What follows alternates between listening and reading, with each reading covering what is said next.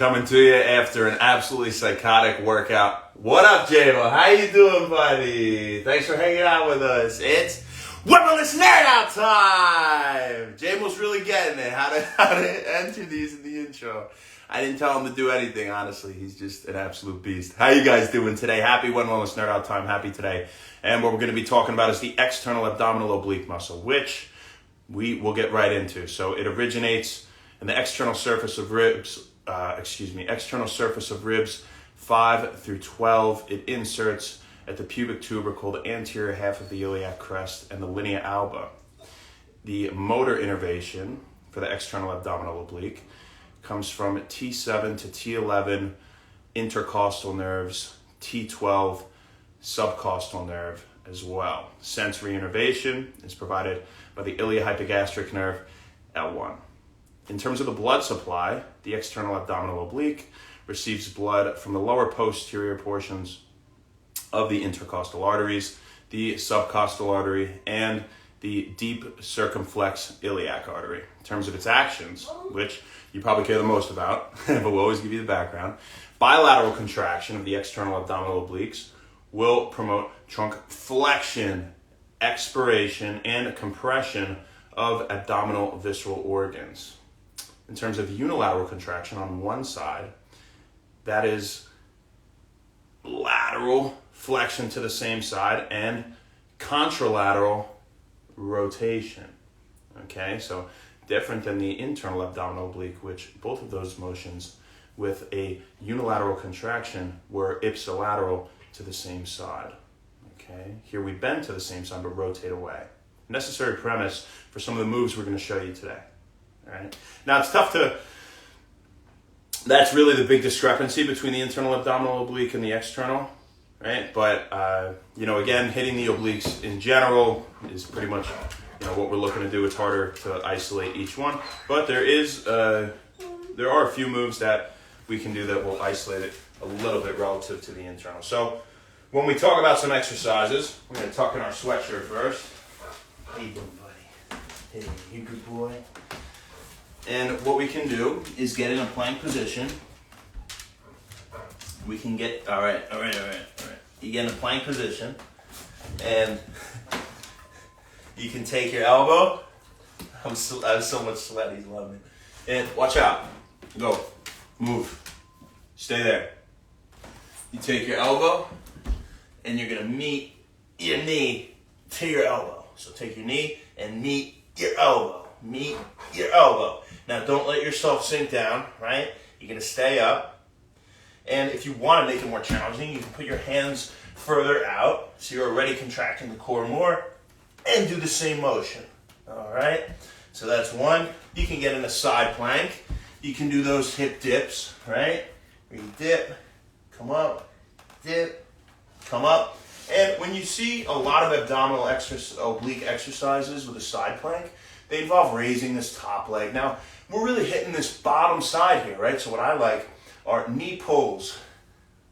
Knee pull with the bottom leg, the lower leg, right? And you can even do foot drags, where you drag it, slide it up, slide it back. Slide it up, slide it back. Do what you want with your upper arm. Just don't let your hips sink in. Keep them up here as you do either one, all right? In terms of stuff we can do on our side or on our back, dude, you're so funny. You can lay on your side. This is a Wend Wellness special right here. I'll show you a couple of them. And we like to have our hands like this. You can have your shoulders off like that, or if you're more comfortable, you can mount yourself like this. But the important part is that you're raising your hips off the ground, all right? Getting them off. Getting them off, and they're angled to the side. Feel that.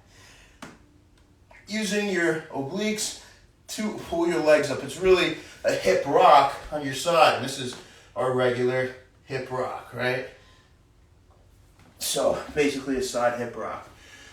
Now, one of my personal favorites for just really isolating and crushing the obliques is what we call a twist heel feel here at Wend Wellness. Now, Mom, I know you're saying hell yeah, that's a great one.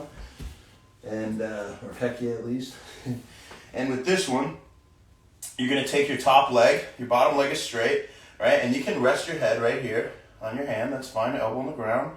What you're going to do is take this leg, you're going to bend it at 90, and you're going to keep it about a foot in front of your face. So, it's important that we don't have it back here, okay? You keep it up here, and you keep that bottom leg straight out, and this here. And already, take your arm and come like this. You can already feel a tight contraction here, right? A difficult spot to hit before we're even doing anything. So now what we're going to do is lift our shoulder off the ground. This arm is straight, and you're going to twist, touch your heel. Touch your heel. Meet the heel. And hold for a couple seconds if you want. 2, 3. Now, this leg doesn't have to be 90. The calf and your ankle can come a little bit this way. But think, if it's further away, the further you got to reach, right? So the harder it becomes, so challenge yourself. Maybe when you start, you'll have it closer, and then you get further, all right? But definitely start with this knee about a foot or so in front of your face, maybe a little more, all right? Now, what's really interesting about that move, I said we were giving the premise with its actions before in a way that we could specifically isolate the external oblique. And when you look, now you're hitting the internal too, among a few other muscles, but when you look at this motion, you're twisting. Which way are you bending, and which way are you twisting? If you were standing and envision that in your body, you would actually you're kind of like bending down, right? Because my head's kind of coming up and I'm bending down to get more range this way, to reach that way, to reach down, right? So bending to the same side. Now, what are we doing with rotation? You're rotating contralaterally to the other side. And what do we say with the two actions with unilateral contraction of the external abdominal oblique? What was bending to the same side, lateral flexion the same side, it was rotation to the other side. And that's why we made that move up here at Wend Wellness, because I think it's just a great one for isolating your obliques, and more specifically, your external abdominal oblique. How you guys doing? X said 0. All right, thanks for tuning in. And Vero797, how you doing? Thank you for hopping on. I hope you guys got something out of it.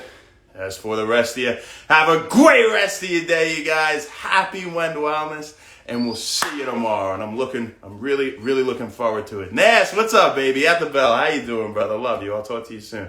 I'll see you. Thanks for hopping on. Have a great rest of your day, guys. We'll see you then. Ciao.